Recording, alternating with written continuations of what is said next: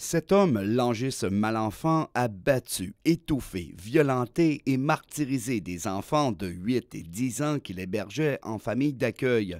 Le juge Richard Côté vient de le déclarer coupable.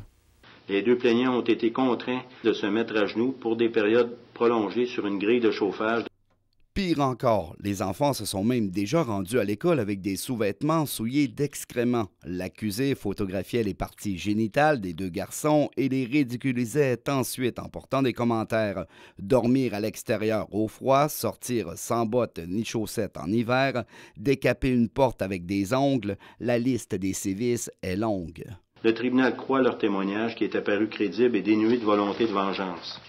L'accusé a presque tout nié. L'homme de 54 ans s'est défendu en disant que les enfants étaient turbulents et qu'il s'agissait de mesures de correction. Même si la preuve révèle que les deux plaignants étaient très agités et présentaient des troubles de comportement, cela ne donnait pas le droit à l'accusé d'employer une force déraisonnable. Ce qui ajoute à l'incompréhension, c'est que les enfants racontaient ce qu'ils vivaient à leurs enseignants, qui ont souvent porté plainte aux travailleurs sociaux. Il leur disait de se mêler de leurs affaires et de ne plus le contacter.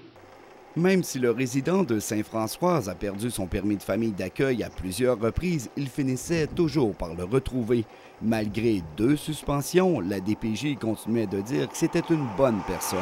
La DPJ a refusé de commenter. Le centre jeunesse a recommencé à lui confier des enfants.